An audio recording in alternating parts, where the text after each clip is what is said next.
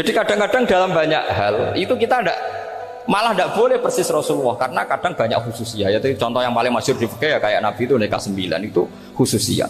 Dalam strategi juga sama. Dalam strategi memanage negara juga sama. Banyak sahabat yang punya ide yang zaman Nabi itu tidak ada. Ketika ditanya, kenapa tidak persis Nabi? Katanya, huwa Rasulullah. Ya Rasulullah itu meskipun seperti itu, meskipun tidak tertib secara rasional, tetap dikawal wahyu. Makanya negara baik-baik saja. Kalau saya ini hanya Abu Bakar, kalau tidak ya repot. Umar ya sama, bikin Diwanul Murtasikab. Utsman juga sama, di-manage negara. Sayyidina Ali juga di-manage. Kalau Nabi tidak. Tapi tidak apa-apa, karena ada karisma. Sekarang ya seperti itu. Kamu biasa heroik, biasa ngasih kiai kamu, ngasih hadiah kamu, biasa ngasih ibu kamu uang. Ternyata ibu kamu setelah kamu kasih uang, dikasihkan adik kamu atau kakak kamu yang nggak pernah kerja, terus kamu marah-marah, ini tidak adil.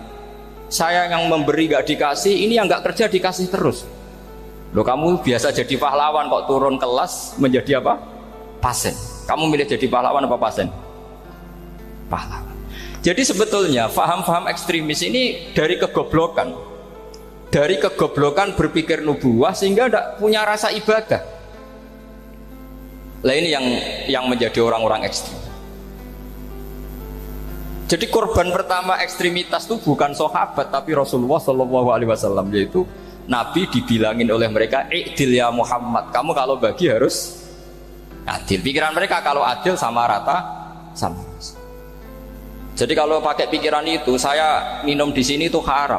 Mau ndak ikut bikin kok minum. Enak tamu, teko-teko mangan, sing masak kangelan urung mangan. Itu jadi edan bareng. Itu sama seperti kasusnya Bahram Al-Majusi itu. Dia itu seorang raja kaya, punya anak cantik. Dipikir-pikir, anakku ayu dirabekno liya rugi, sing gedhekno aku sing rumah aku dirabi wong liya. Maka dia berpikir mau dinikahi sendiri. Karena tadi melihat Mas Nadif ya orang Kenya tadi, apa Nigeria. Terus malah gak layak itu maksudnya orang. Ini Mas Nadif ini termasuk harus mendukung gerakan tidak ekstrim. Nyawanya masih itu karena barokahnya beliau agak-agak gitu. Tapi nggak sampai liberal ya, agak-agak pokoknya itu. Karena ketika ada gerakan ekstrim di Mesir, itu termasuk dia DPO. Ternyata setelah ada intelijen, beliau pas buka itu nggak makan dulu tapi rokok dulu. Wah, ini mesti orang sekuler, tidak ekstrim. Akhirnya nyawanya sampai sekarang itu barokahnya rokok pas iftar itu pas. Tanya ini masih hidup ya Mas? Ya pernah sepuh sama saya. Jadi pikiran-pikirannya Bahram itu seperti itu. Walhasil akhirnya Bahram itu menikahi anaknya sendiri. Masyhur itu dalam cerita. Jadi ceritanya itu ada seorang wali tidur di Masjid Haram sama Rasulullah, ditemuin gitu. Terus kata Rasulullah, salam saya untuk Bahram Al-Majusi. Ternyata dicari-cari nggak ada Bahram lain kecuali Bahram yang berdua, bahkan anaknya sendiri mau dinikahi. Ya cara berpikir karena seperti itu. Kalau kita berbuat banyak harus dapat. Itu bahaya. Bahaya sekali, karena kalau dalam teori beragama itu al-yadul ulya khairum minal yadis sufla. Kalau biasa ngasih ya ngasih saja, itu heroik. Itu bagus.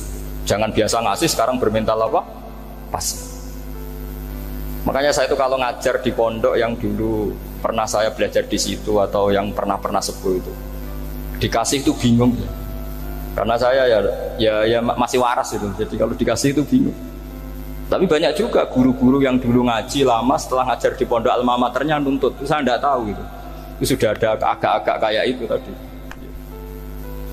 Walhasil si Bahram tadi itu, ini cerita harus saya teruskan karena nggak boleh diputus. Dapat salam dari Rasulullah. Ternyata di balik nakalnya dia itu pas mau bulan pertama, malam pertama itu ada seorang janda sepuh ke situ. Ganggu dia tentu ya. Ketika dikejar pulang lagi sampai 3 kali. Dia tanya, kenapa Bu kamu begitu? Katanya, saya ini anak-anak saya kelaparan. Kalau saya pulang anak-anak saya nangis minta makan. Saya ingin minta Anda. Tapi setelah saya ingat Anda ini majusi, saya mukmin, saya mukminah, saya pulang. Ya sudah Bu, kamu di rumah saja. Nanti saya kirimi makan. Dikirimi sendiri, padahal dia seorang raja, orang kaya. Barokahnya itu dia dikasih tobat sama Allah. Dan paginya ketemu tamu, yang mengirimkan salam dari Rasulullah SAW. Akhirnya Bahram ini menjadi muslim. Tapi intinya berpikir seperti tadi itu salah, bahwa kalau saya berjasa banyak harus mendapat apa? Ini cara berpikir orang-orang Khawarij. Begitu juga era Sayyidina Umar, era Sayyidina Utsman, Ali, itu juga ngalami orang-orang yang ekstrim. Misalnya begini, saya contohkan korban-korban ekstrim yang real. Sayyidina Ali itu masyhur, dia punya musuh besar namanya Muawiyah. Karena permusuhan ini tidak bisa dihindari. Jadi kalau dalam fikih Islam ini anak-anak saya ajari fikih. Kalau orang mukmin membunuh orang mukmin itu hukumnya dosa besar apa kecil? Besar. Itu di bab kisos. Tapi orang fikih itu unik. Di fikih itu ada kitab usial namanya. Di takrib ada kitab usial. Dan di situ ada penjelasan mangkutila duna malih fahuwa syahid. Orang yang dibunuh karena membela hartanya atau keluarganya, itu dia mati syahid. Kalau dia posisi membunuh, maka malingnya atau penjahatnya muhaddarun damu, nggak punya hak nuntut kisos karena dianggap nggak ada artinya darah. Nah sekarang begini, suatu saat ada garong ke rumah Anda, ingin membunuh Anda karena ingin mengambil harta Anda. Anda ingin ingat status mukminnya atau status garongnya. Terus kamu mau dibunuh diam aja, saya tidak mau membunuh orang apa? Mukmin atau membunuh orang muslim. Nah, kesulitan yang dialami Sayyidina Ali seperti itu. Orang-orang Khawarij cara berpikir enggak, Ali ku geblek. Wong mukmin kok pengen mateni mukmin. Muawiyah yo geblek pisan, wong mukmin kok pengen mateni orang mukmin. Padahal suasana sudah kacau. Ketika seorang penjahat mau membunuh yang punya rumah dan yang punya rumah ingin membunuh penjahat, itu namanya mukmin bentrok sama orang mukmin. Apa orang benar sahibul hak ingin mempertahankan haknya? Tidak sampai saya tanya. Itu sahibul hak, yaitu yang punya rumah ingin mempertahankan haknya. Meskipun dalam duel ini kadang terjadi pembunuhan.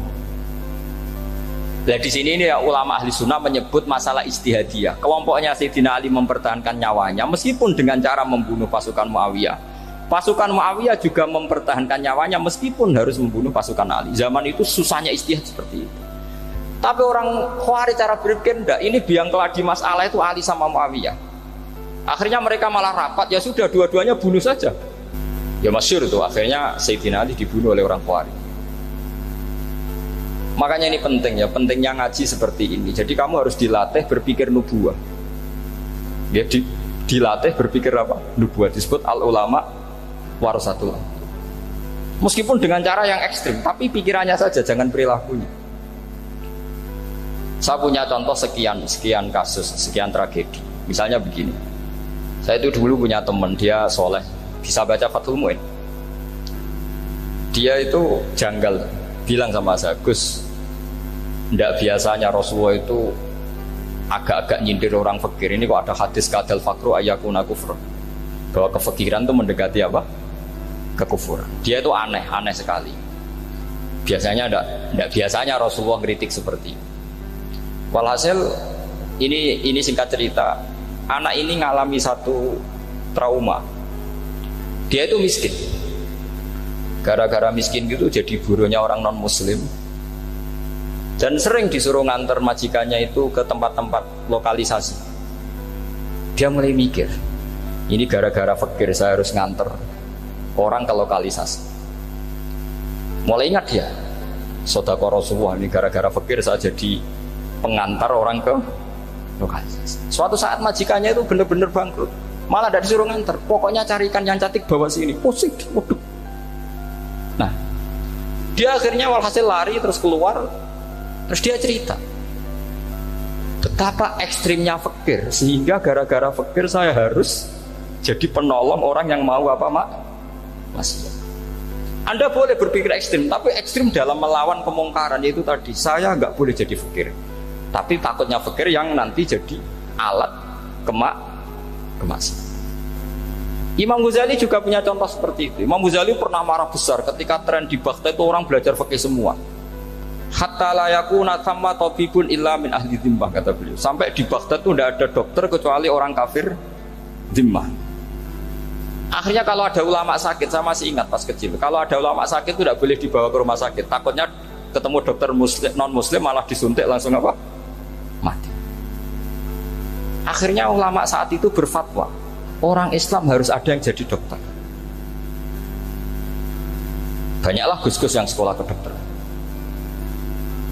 Yang masyhur ya seperti Sahal bin Abdul Fattah. Itu dulu putranya Ki Fatah yang menolong Mbah Mahfud saat sembunyi. Saking idolakannya Basal, anaknya dinamakan Sahal, tapi dia jadi dokter spesialis bedah. Begitu seterusnya urusan negara. Dulu itu orang jabat itu tidak boleh, karena jabat itu dekat dengan syubhat, dekat dengan haram. Tapi gara-gara pejabatnya non muslim, kalau bikin aturan ya ala non muslim. Ulama akhirnya sadar, andikan kita yang jabat pasti tidak seperti itu. Bisa bikin perda ini, bisa bikin pelaturan begini yang menguntungkan Islam. Nah, jadilah banyak pejabat yang sekarang muslim. Tempat-tempat maksiat diobrak-abrik sama Satpol PP macam-macam. Kita untung. Tapi kalau orang-orang khawarij pikirannya pokoknya pejabat itu dekat dengan haram, dekat dengan syubhat. Padahal dengan kita jabat bisa bikin perda atau apa yang menguntungkan Islam.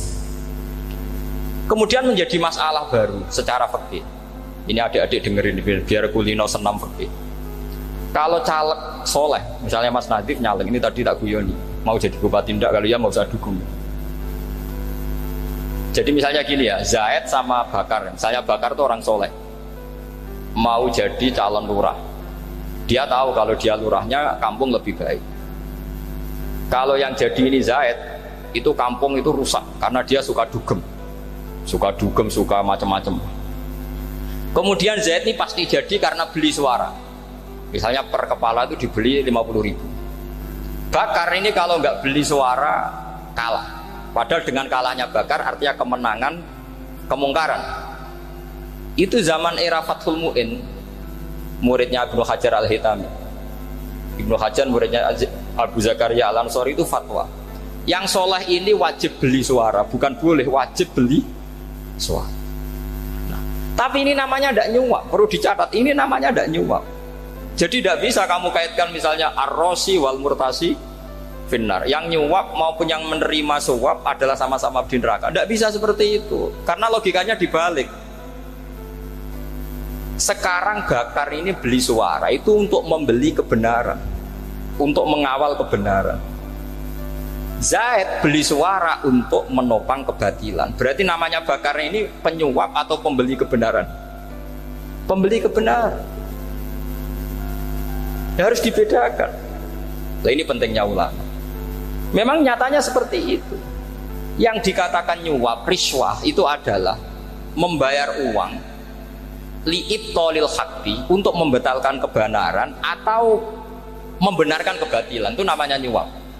Tapi kalau mengeluarkan uang untuk menghakkan barang hak dan membatalkan barang batil, itu namanya uang perjuangan.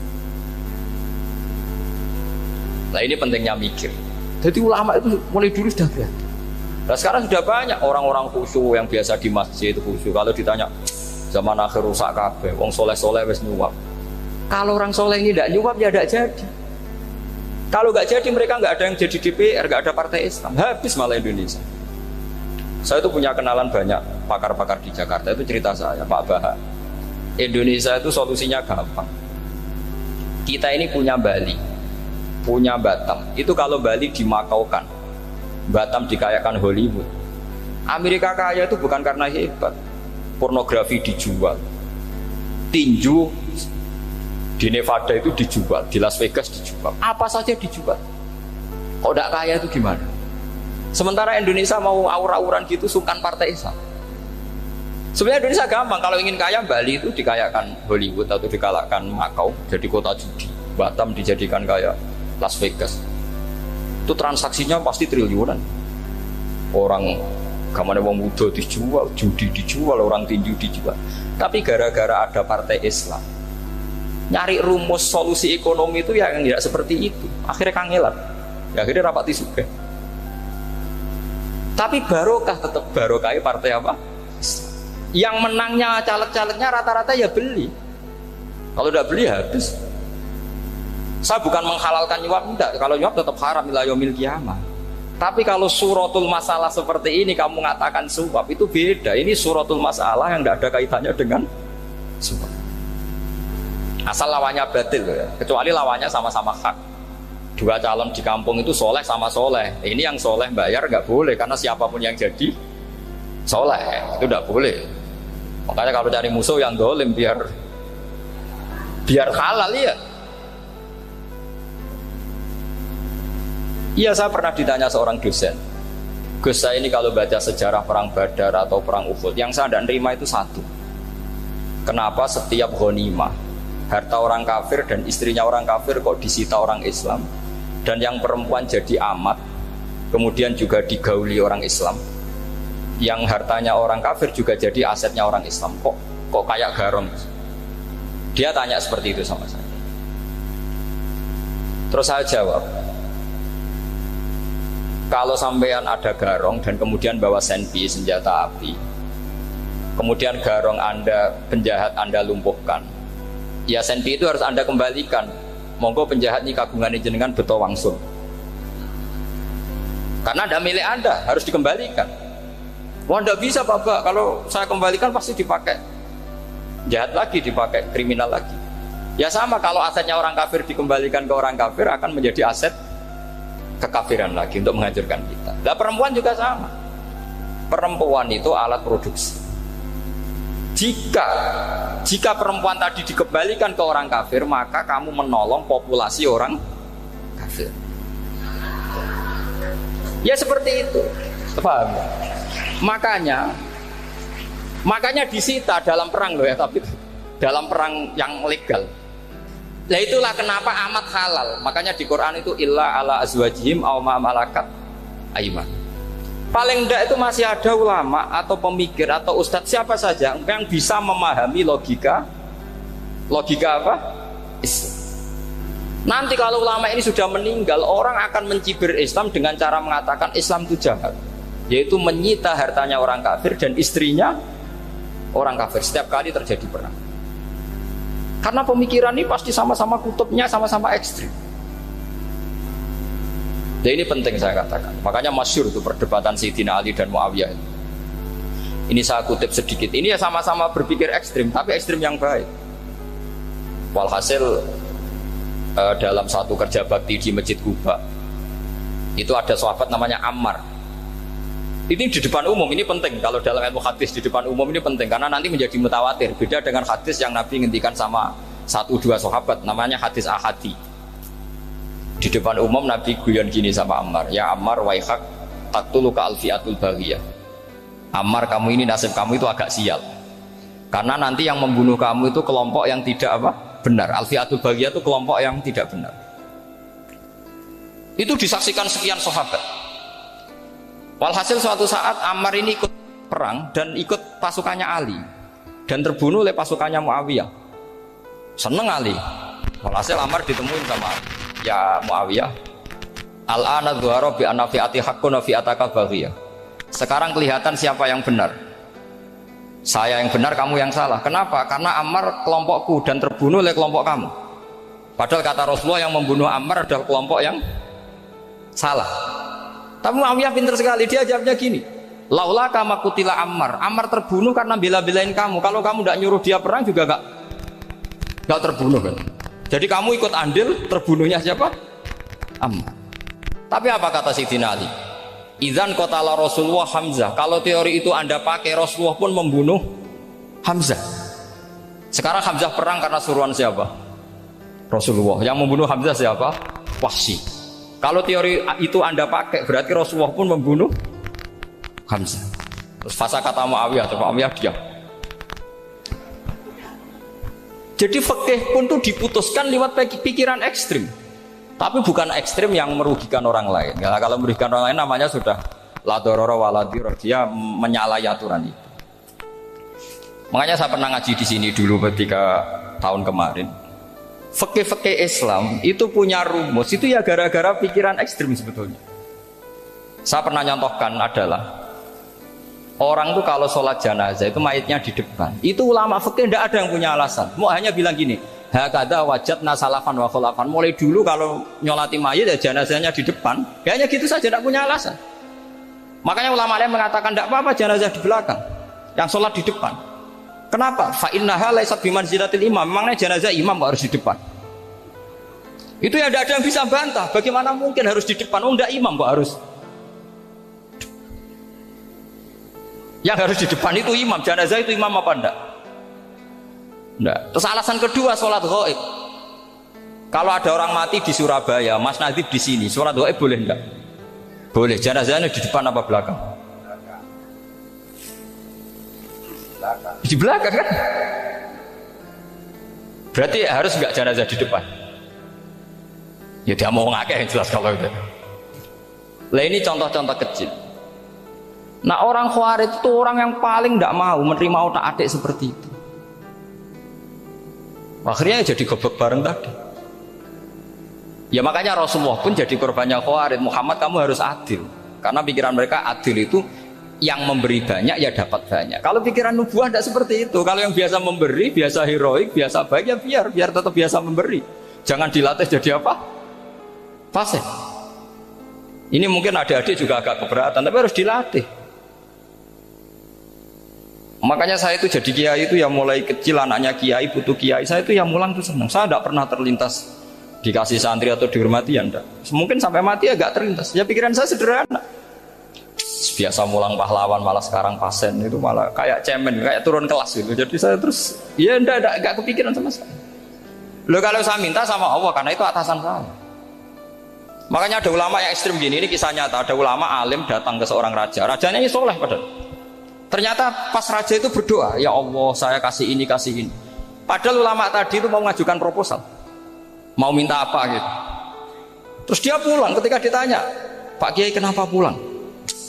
Ternyata raja itu minta zat yang sama yang saya mintai. Kalau raja saja masih minta, ngapain saya minta raja? Saya akan minta zat yang dimintai raja. Terus pulang dia. Wah itu ya pikiran ekstrim, tapi bagus ekstrimnya. Saya akan minta zat yang dimintai raja. Kalau sampean kan enggak, uteke saya les, sholat dinteni, tetap jalo. Oh kok orang mikir seperti itu? Mang wis salah didik, salah itu tadi. Nah, ini harus dilatih. Masyhur itu ketika Nabi pas Fathu Makkah itu, orang-orang Ansor komentari Nabi gini, ketika Nabi sangat happy di Mekah, sangat enjoy di Mekah, kata orang-orang Ansor, amar rojul fa'adroka durok fatun fi ahli wa ulfatun fi asyiroti. Namanya orang pasti happy kalau di kampung halaman. Jangan-jangan Rasulullah itu nanti hidup di Mekah lagi, karena Mekah sudah dikuasai orang Islam. Beliau pasti kangen sama keluarga, sama Mekah. Tapi ya sama, ketika Rasulullah mulai mengasih-ngasih itu, orang-orang Quraisy dikasih banyak, orang Ansor juga pikirannya seperti itu. Baru orang Ansor dilatih pikiran nubuwah, yaitu tadi mereka itu dapat kambing, dapat sapi terus pulang. Kamu mendapat saya, milih mana? Milih Rasulullah Shallallahu Alaihi Wasallam. Sekarang kamu saya balik. Kamu punya kiai, kamu bisa memberi hadiah, memberi beliau. Suatu saat kiai Anda ini kaya raya, terus sering ngasih orang-orang yang nggak pernah berjasa. Kamu nggak pernah dikasih. Itu kalau pakai pikiran Khawarij, kiai ini salah karena ngasih orang yang tidak berjasa. Tapi kalau kamu pakai pikiran nubuah, enggak. Alhamdulillah saya tetap istiqomah memberi kiai itu. Dan alhamdulillah enggak dibales. Semoga balasannya di akhirat. Ya sudah seperti itu. Kalau pakai pikiran gengsi tadi seperti itu. Masa biasa memberi sekarang posisi diberi, saya turun kelas. Jadi sebetulnya pikiran ekstrim itu boleh, tapi untuk yang seperti ini bukan ekstrim yang tadi. Makanya ini disebut al-hujjat. Al-hujjat itu satu logika yang bisa mematahkan asumsi awal. Ini saya harap santri-santri matolek putra maupun putri berpikir seperti ini, sehingga sama. Jadi misalnya sekarang dibalik, kalau ada orang NTT yang masih non muslim, itu orang kafir yang harus dibunuh atau orang kafir yang harus didakwai. Mesti pikirannya itu, kalau Nabi itu ya semua yang didakwai Nabi dulu orang kafir. Nah, ketika Nabi di Mekah itu pertama ketemu orang kafir itu dibunuh atau didakwai? Didakwai. Ya berarti pilihan sekarang ya didakwai bukan dibunuh. Nah soal perang tuh perang tuh beda dengan membunuh. Ada janjinya, ada macam-macamnya, terus nggak ada solusi, itu baru ada apa? Perang. Jadi kalau sudah dibalik-balik gitu, makanya kata ulama-ulama, Khawarij itu pasti salah. Pasti salahnya adalah kalau orang tidak benar ya dibenarkan, bukan dibunuh. Kalau setiap orang kafir dibunuh, Nabi kapan jadi nabinya? Karena orang kafir habis. Jadi metode bil hikmati ada, wal mau'izatul hasanah ada, karena orang kafirnya sudah apa? Mati. Terus pertanyaan kedua, kalau Nabi harus ekstrim ngapain? Yang ngawal Jibril, halnya Israel lebih efektif.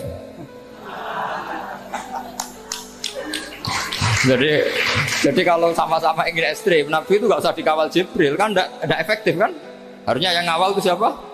Israel. Kan gak repot ya. Nah, jadi saya mohon ini saya cerita. Jadi korban pikiran ekstrim itu bukan siapa-siapa. Pertama itu Rasulullah. Akhirnya Rasulullah menjelaskan, ya beginilah cara berpikir nubuwah. Jadi saya kira demikian. Nanti mungkin kalau ada tanya-tanya, ada pertanyaan. Yang jelas kalau seputar ekstremitas itu bisa latihan. Ya, sebenarnya bisa latihan di fikih. Karena fikih ini cerminan dari pikiran ulama. Ya, cerminan dari pikiran apa? Ulama yang tidak tekstual. Ya, seperti gini ya. Tasaddaqa Rasulullah so'an min tamrin au so'an min aqidin. Ya. Ketika zakat fitrah itu Rasulullah mengeluarkan satu sok tamar. Tamar itu kurma. Kalau menurut tekstual berarti zakat fitrah harus pakai kurma. Tapi semua ulama sedunia mengatakan kuti ahlil balad. Artinya dalam konteks Indonesia ya pakai apa? Beras. Berarti kata tamar diganti kot. Diganti apa? Kot. Jadi orang itu jangan diajak goblok bareng. Masa Nabi ngendikan tamar harus apa? Tamar. Makanya saya pernah debat. Pak Nabi itu cingkrang. Kenapa orang-orang itu rata-rata tidak cingkrang? Saya bilang, Nabi itu hidupnya di Mekah. Kenapa Anda hidup di Indonesia? Iya, Nabi itu hidupnya di Mekah. Terus saya tanya lagi, Nabi itu hafal Quran, kamu udah hafal? Saya hafal Quran. Kalau cingkrang gampang, karek ngetok kata saya. Ya, kalau ada sunnah Rasul, Nabi hafal Quran enggak? Hafal kan? Berarti kalau ikut sunnah Rasul, hafal Quran. Jangan cingkrak tok, ya hafal apa? Ya sama poligami juga gitu yang tadi diceritakan Mas Natif itu. Nabi itu poligami setelah Khadijah meninggal. Apa mereka mau nunggu istri pertama meninggal? Kalau ingin persis loh, kalau ingin persis nunggu istri pertama meninggal. Ah iya. Nggak mau juga kan? Ya biasa saja lah. Pokoknya yang dihalalkan syariat ya kita bilang halal, yang diharamkan kita bilang apa? Nggak usah sok suci sunnah Rasul. Saya punya banyak cerita. Abu Bakar itu dulu sering menghindari sunnah Rasul. Dulu Rasulullah itu kalau ada orang minta ya dikasih. Ketika era Abu Bakar bikin Baitul Mal. Ketika ditanya ini zaman Rasulullah tidak ada. Kata Abu Bakar, huwa Rasulullah. Beliau itu Rasulullah. Bahwa nggak dimanage ya negara tertib. Umar bikin pasukan itu diangkat negara. Kalau dulu zaman Nabi yang ikut perang bahaya, yang tidak perang namanya munafik. Era Umar tidak, militer itu ditunjuk. Dia digaji pakai Diwanul Murtazikoh. Ketika ditanya kenapa tidak kayak Rasulullah, huwa Rasulullah, mbok tidak tertib pun tetap negara stabil. Karena ada karismanya.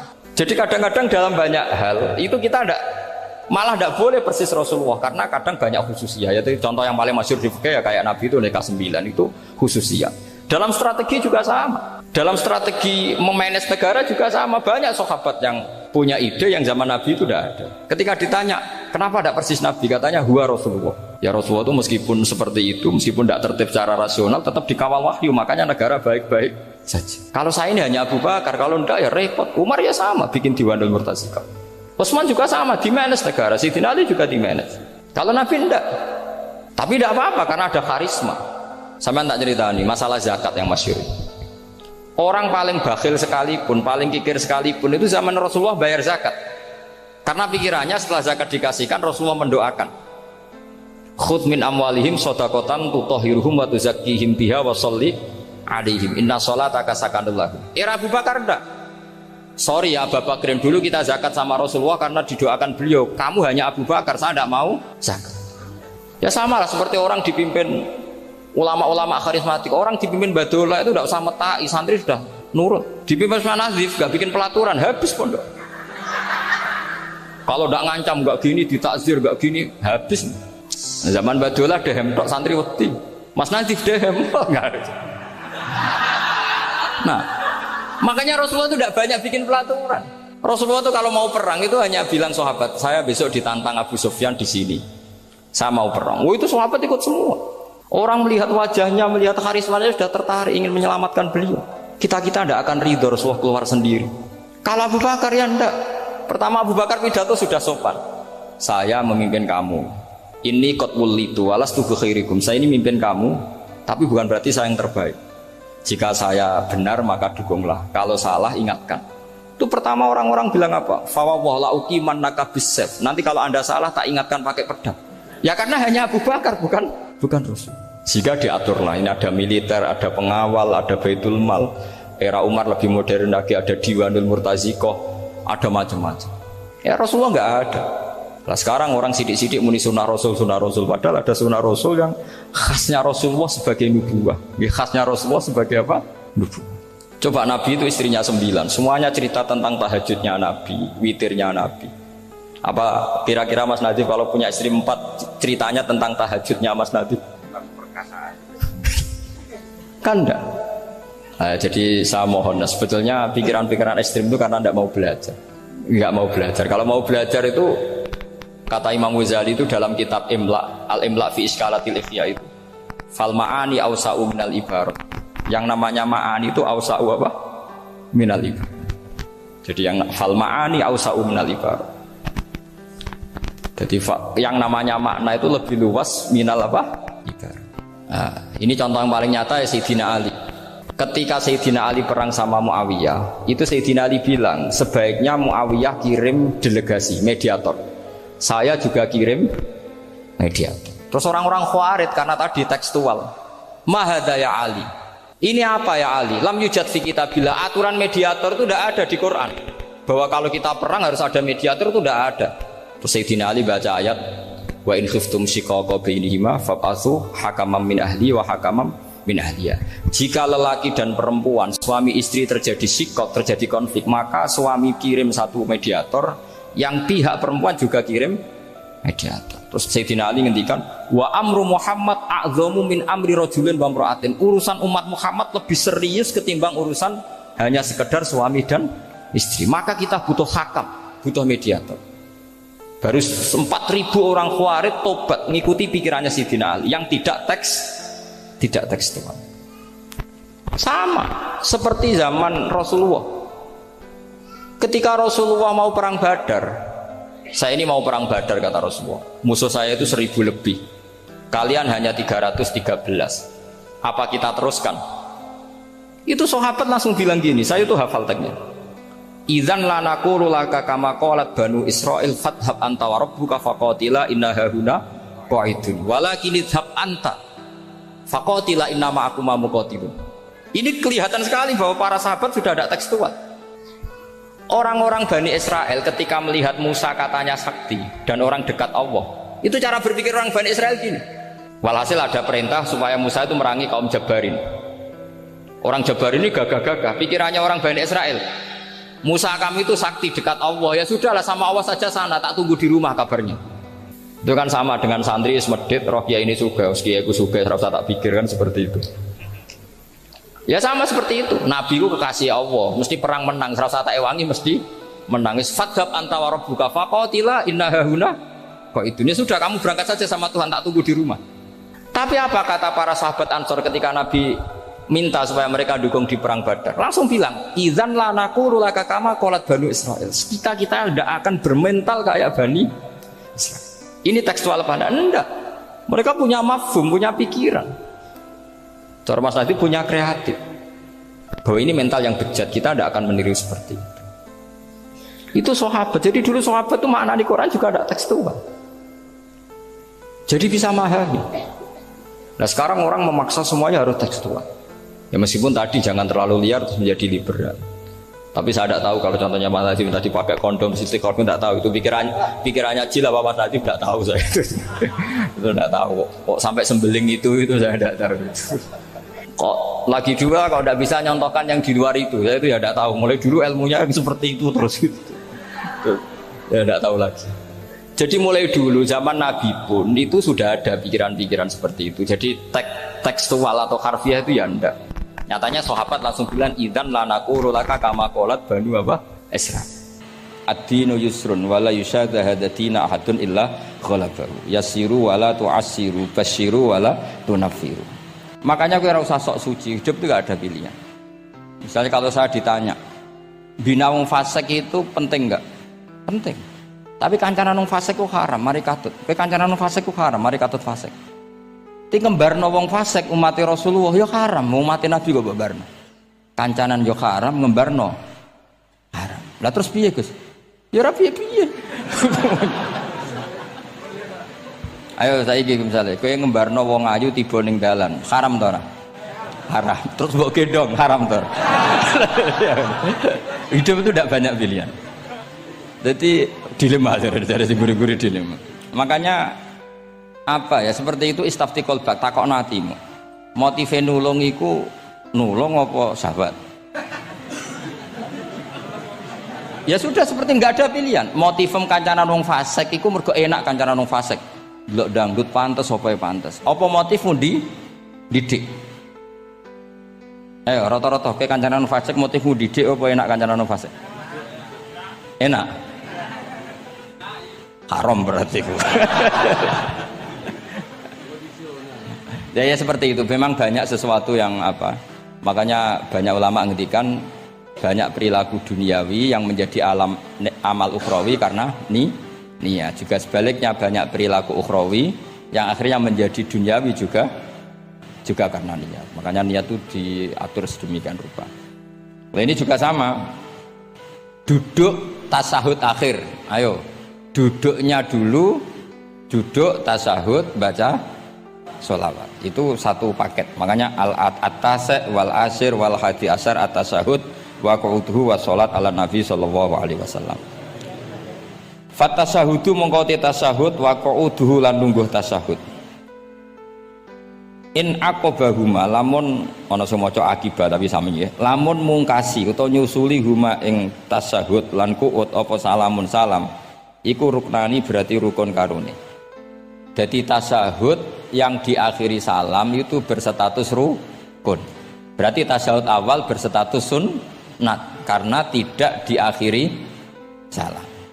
Jadi nak wonten tiyang traweh kok 4 rakaat langsung salam itu enggak bisa dikatakan batal karena statusnya tasawuf awal nopo sunnat.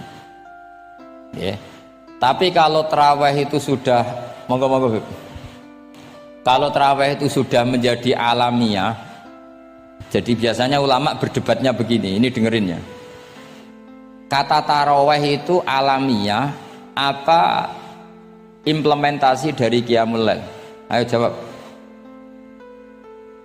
Traweh itu alamiah apa implementasi dari Qiyamul Ramadan? Kalau kamu katakan Qiyamul Ramadan, maka ada orang traweh langsung 4 rakaat tanpa tasahud awal, harus kamu katakan sah karena tasahud awal berstatus sunnah. Tadi kan dikatakan tasahud yang wajib itu yang diakhiri salam, berarti tasahud awal sunnah. Di mana-mana kalau sunat boleh ditinggalkan. Tapi ada ulama yang agak ekstrim mengatakan begini cara berpikir, tarawih itu alamiah. Alamiah artinya yang dikatakan tarawih. Yang dikatakan tarawih adalah sholat 2 rakaat dengan 1 salam. Paham ya? Artinya kalau 4 rakaat dengan 1 salam itu namanya tidak tarawih. Paham ya? Makanya seperti itu tuh ya gak usah diperdebatkan. Seperti gini, sampean kalau sholat witir aku yakin akeh sing batal, cuma pangeran maklumi. Aku yakin akeh sing batal tapi pangeran maklumi. Jadi disahno, kenapa sah? Dimaklumi Allah Subhanahu wa taala tadi. Kamu kalau witir kan 2 rakaat dulu. 2 rakaat setelah itu. Sekarang pertanyaan saya, ketika 2 rakaat kowe niat tembi. Wong niate witir kok genep. Ya kan? Apa? Lah pertanyaannya begini, ketika rakaat ini minal witri, kemudian orang ini ternyata Enggak nerusno sing sak rakaat. Itu sah sebagai witir apa sholat biasa? Loh, ada nih kok ya. Murid temu beling-beling ya. Modelnya itu mau rasa ya. Tapi ya apa kagak zaman akhir ya sab. Ndak, ketika 2 rakaat itu jenenge sholat witir apa ndak gitu saja pertanyaan. Orang oleh ngeper, jawabnya ngono tok. Ketika 2 rakaat itu witir apa enggak? Tidak.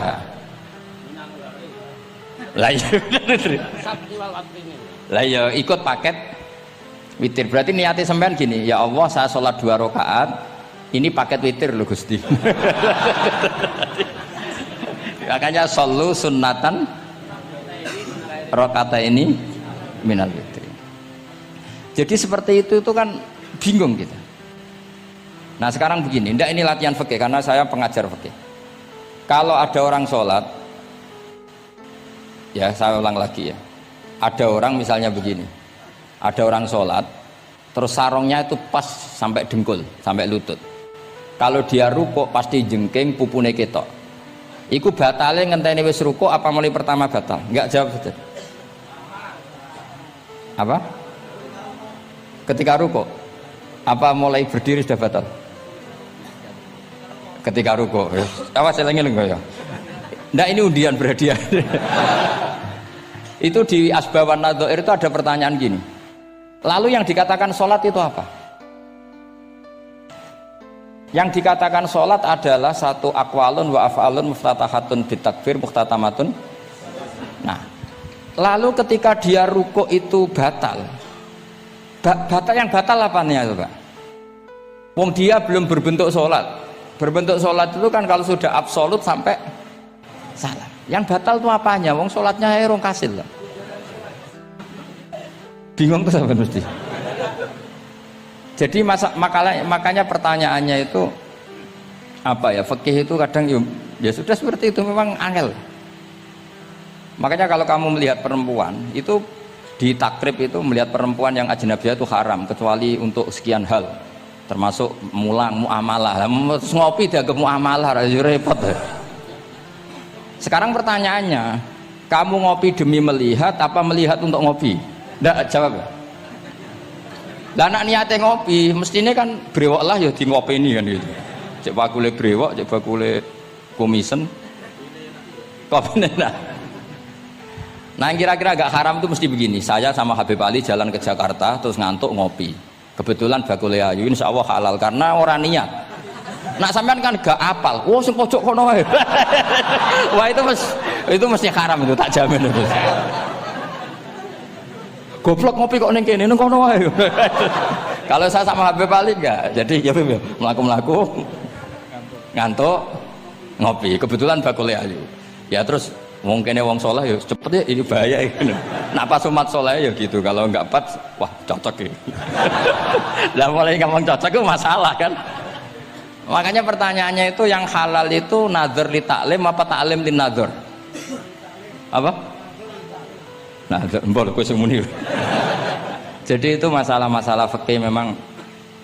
Makanya kalau berteman orang fasik itu hati-hati ya. Kalau itu kamu lihat umatur Rasulullah Shallallahu Alaihi Wasallam yang perlu kamu selamatkan, yang perlu kamu bina, jenenge tarbiyatul fasik, membina orang fasik. Tapi kalau kamu memang bermental fasik, ini namanya mualah, berkawan sama orang fasik. Itu hukumnya langsung rubah. Kalau mualah ya haram, kalau tarbiyah sunnat atau bahkan wajib. Lah takok bedane piye Gus? Ya takokno awakmu. Ya sudah seperti itu, enggak ada jawabannya sudah. Sing kok nang akhirat fa yunabbiukum bima kuntum ta'malun. Sing kok apa piyambak sing apa menghisab. Mun kula terusno nggih. Wa illa fasunnatani ay wa illam yaqib huma salamun fasunnatani. Terus ini aturan pokok fikih sebenarnya wa kaifa ada jaza. Sebetulnya aturan duduk itu enggak ada. Kamu duduk gaya apa saja itu sah. Wa kaifa adalan hali kaya apa lungguh sapa wong jaza mengko wenang apa ikilah kuut. Terus tenggene lungguh teng napa? Tasyahud akhir misalnya kowe sila ya sah. Gaya lungguh apa sah? Meskipun ya rada kurang ajar, mau sholat arang-arang wae kok.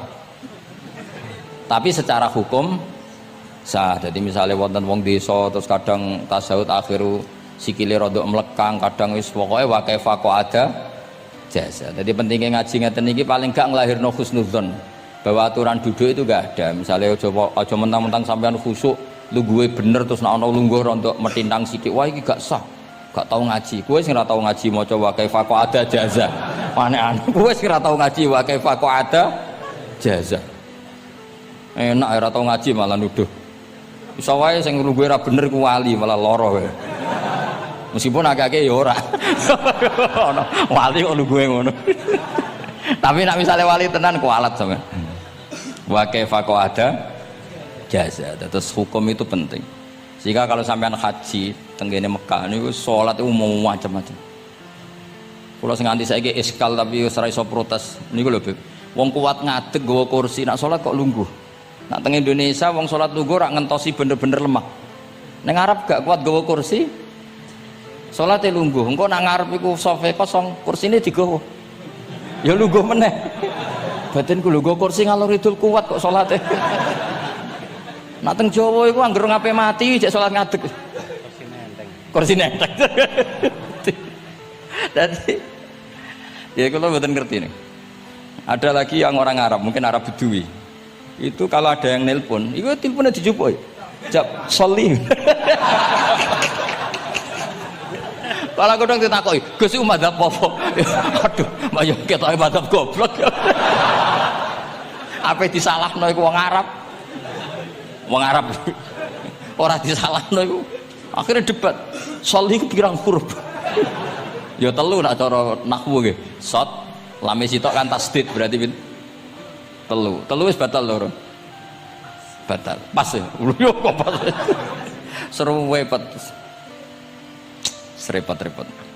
Sementing sampean ngerti ya terus salat iku wa kaifa ada jasa. Terus ngerti ngaten iki niati ben husnudzon mbek umat Rasulullah sallallahu alaihi wasallam. Nah sampean gak ngerti ilmu iku gampang suudzon. Lungguh kok ngono ning dinggon salat tasyahud akhir lungguhe ya ngene. Lah lungguh yang dilakukan Rasulullah itu bayangan ideal, standar ideal tasyahud akhir duduke ya kaya Rasulullah sing ditirokno para ulama sampai guru-guru kita. Tapi ku tetep standar afdhaliyah, standar utama. Tapi sakjane wa kaifa ada jaza. Jadi penting sanggep ae ben mari husnudzon. Di misalnya orang tasawuf akhir kok ambek swilo ngono wis.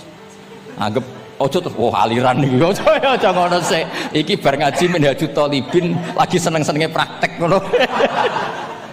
Tapi ya ora pati wali mesti. Wali kok kontroversi aneh-aneh. Cuma umpama ngono kowe aja langsung darani gak sah. Apa meneh nuduh aliran.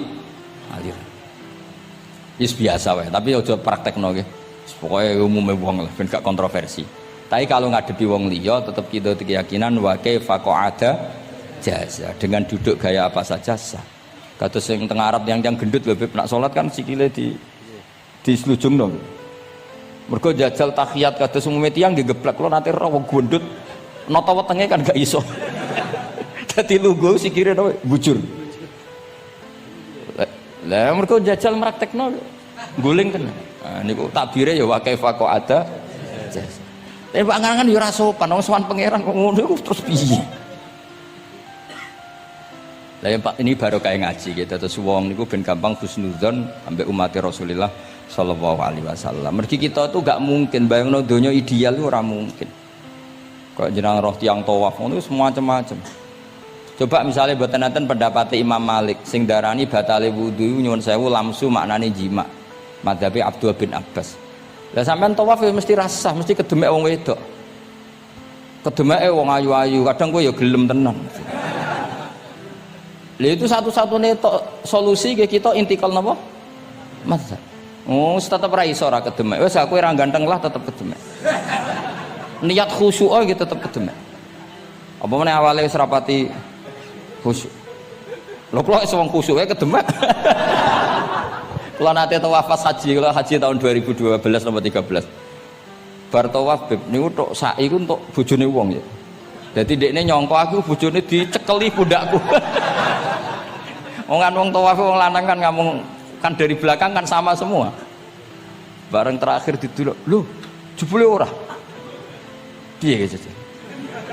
Lah aku yo ora krasa lagi usul pangeran ojo bayang. Aku ojo bayangno kok sampeyan terus krasa mboten. Wah ngenyek wong niku ngenyek wong niku. Mboten kula pas iku intenan eling pangeran tenan gak krasa ana sing nyekel. Pas niku lho bos sak teruse ra ropo pas iku. Mergo iku beb tawaf kula nu setengah 3 esuk. Ya sak fase-faseke wong nak yamono wae eling pangeran to beb dadi pas khusuk-khusuk. Nganti ana wong nyekel iku gak krasa. Bareng bar tawaf lho jebule wong wedok bojone wong. Wah matane wong. Mulane Quran nak ngelingno kita iku napa? Faman farada fihinnal hajja fala rafatha wala fusuqa wala jidala fil hajj. Jadi potensi fase ku malah pas haji. Fil haji fi ku ing dalem. Lah kok mboten sebuti teng Arab niku wong nak mboten haji iku wajahe ditutup nganggo cadar. Tapi nak pas ihram malah wajah wajib dibuka. Iku wis mari uji nyali tok. Kalau nate di konco khusuk tenan ya, khusuk alim. Niku nate di kesempatan ngambung Hajar Aswad. Pas sampai ngambung, pas entuk detik ngambung, pas ana wong Turki wayu pas ngambung. Niku cerita teng kula, cara tak terusno Gus. Iku ora kena Hajar Aswad. Kena pipine cah wedok niku. Lho pangeran niku kok iso detiknya sama, Bu. Pas sampai ngambung, pas posisi Turki yo, wahyu. Lha iku wong alim eling ayune, ora eling Hajar Aswad. Rezeki. Mulane Hajar Aswad itu ngenes, mulane jare Hajar Aswad aku dhisik putih. Gara-gara dosane Bani Adam dadi ireng. Mane kata yang haji nangis kan termasuk niku, nyesal deh. Jebule wong sing rayu bojone tok wong nundune wayu kabeh. Sing bagian niku maksudnya. Dadi nyen repot. Pangeran niku nguji ngoten faman farada fihinnal hajja fala rafatha wala fusuqa wala jidala fil hajj. Bener nak salat. Sak fasek-faseke wong pas salat iku mesti warung lanang-lanang. Salate ning masjid ngarepe wong lanang, pinggire wong lanang. Haji mboten. Masjid Haram, masjid paling suci sak donya, tapi itu uji nyali tenan. Kalau di kanca haji beb tiyang Magelang khusuke sak pol. Selawase ra tau salat jejer cah wedok. Niku salat jejer cah wedok sing disuci cah wedok. Nangis betul. Lah kula rapati khusyuk ya ora nangis biasa wae. Nangis. Lho sampean nek musim haji beb kan kredit. Dadi kanan kirine wedok ning ngarepe wedok. Dekne sujud gelem ra gelem kudu ning bokonge cah wedok. Sing ning cerita-cerita kitab lho, nak haji hujud ku ning bokong. Lha iku tebakan bokonge wedok. Nangis. Gus kula niku tiyang Magelang, sak urip-urip kula ora tau jejer wong wedok. Wong khusyuk. Katoke bakat dadi wali, katoke wong khusyuk. Nangis bar haji. Gus kula napa hajine mboten ditampi kok nate ngalami sujud. Aku piye ben ngandani wong khusuk bingung kok ngandani wong khusuk. Ngongkon istighfar ngundine ra salah wong kepeksa. Ngongkon nikmati wong khusuk kok tak kon nikmati. Lho cara sing takok sampean. Aku meni gayamu. Jawabnya gampang, cara sing takok sampean jawabnya gampang nggih piye? Paling gayamu apa? Iki sing takok wong khusuk. Yakin sing takok sampean ngono gayamu. Sing takok nu tiyang khusuk mek nangis tenan nyesel. Memang haji itu unik, makanya Allah ngikatkan fala rafatha wala fusuqa wala jidalu fil hajj ing dalem pas nglakoni. Mencen uji. Jidal kaya ngoten. Ana wae sing mari muring-muring. Wis niat khusuk, niat sabar bebe. Ana wae sing marai muring-muring. Memang ujian betul. Lho kula nek wis kecelok wong gak gampang muring-muring. Wis terkenal lah nek kula seneng guyon ra gampang muring-muring. Nate badhe niku Beb. Romyu tanggal 11. Umume haji Indonesia rak koblas zawal. Melok Beb teng rombongan tiyang iki. Wareng tok Mina wonge diding-diding. Iki ajaran napa Romyu kok koblas zawal? Nabi ku ora tahu. Romyu koblas zawal. Nabi mesti Romyu ba'da zawal. Ngamuk-ngamuk. Sajane kula mboten mutawif, kula mboten kaji gaib, mboten kaji tenan nganggo dhuwit. Nak gaet diamuk wajib meneng ya. Engko iso di PHK nak kan. Akhire kula ngomong ngene. Akhire kula dijakno Pak Bak sampe sing ngadepi. Ya Nabi ora tau Romyo koblas zawal tapi ora tau ngamuk-ngamuk koyo kowe ya. Mangkel opo. Lah ya Nabi ora tau Romyo koblas zawal tapi ora tau ngamuk-ngamuk koyo kowe ya ngono. Repot. Akhirnya aku wah, jare kaji oleh jidal akhirnya. Iya padha jidal. Ra iso Kang. Pamane ngajak bojo wis geger tok. Kula ndek kanca ngajak bojo ya, sing kancane sitok ngajak bojo wong Jogja. Nah bojo sitoke niku Beb niku isuk-isuk gekno teh sing lanang. Isu-isu kayak teh kopi. Sing di bojo ora gawekno teh. Wong wedok kok piye ngono maksudnya. Jawabe sing wedok, "Lah piye ijolan?"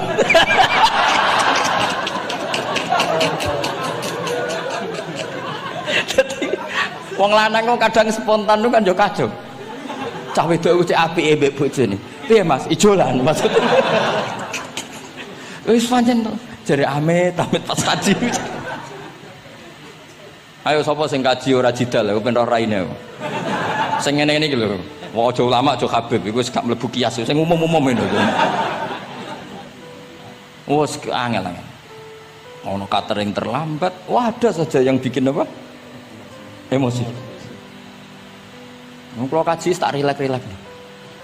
Tapi yo sono. Ngono pidato ning Mina ono macam-macam. Ribet.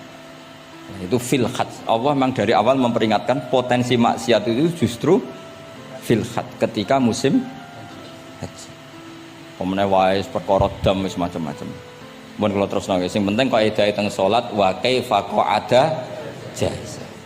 Kados wingi Imam Rafi'i dawaken salat sujud mau cukup watul jabah. Niku nggih guling-gilingan ben gak gampang suudzon mek tiyang lintu. Nah, kita piyambak ndak akan mempraktekkan itu. Kita tetap sujud melibatkan 7 anggota. Cuma nak ono sing ngono gak gampang suudzon. Wong bar ngaji minhajud dalibin. Dadi ono gunane lah. Wa kaifa qa'ada jaiz.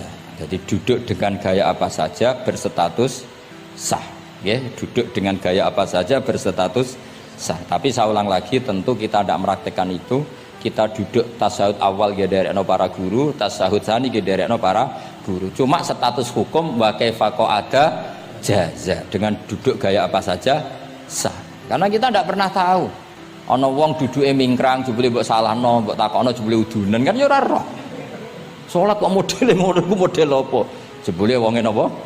Udunan. Utawa wonge bar digi panjen sikile ra iso ditekuk. Barang mbok amuk, salat kok ujug-ujug, bar gipan lho gipan. Kan ndak pernah tahu, makanya ini butuh perangkat hukum. Jadi wong alim butuh itu khazanah hukum supaya agama ini luas. Ad-dinu yusrun wala yusyadahadatina ahadun illa ghalabahu. Yasiru wala tu'assiru, basyiru wala tunaffiru. Mun kula terusna. Wa yusannu lan den sunatna fil awali ing dalam tasawuf awal apa al-iftirasu lugo iftiras. Mun sampean ngerti niku. Fayajlisu ala ka'bi yusrahu wa yansibu yumnahu wa yadau atrafa asabihi lil qiblah. Wa fil akhir at-tawarruku wa kal iftiras lakin yukhriju yusrahu min jihati yamini wa yulsiku warikahu bil ardi. Ini ora usah diterangno nggih karena apa? Ya sudah pokoknya seperti yang sampean praktekkan, itu yang tasawuf awal jenenge napa? Iftiras, yang tasawuf tsani jenenge tawarruk. Ora usah diterangno malah dimaknani malah bingung sama. Wal asah yaftarisul masbuk wasahi. Nah, meskipun imam itu tasawuf akhir,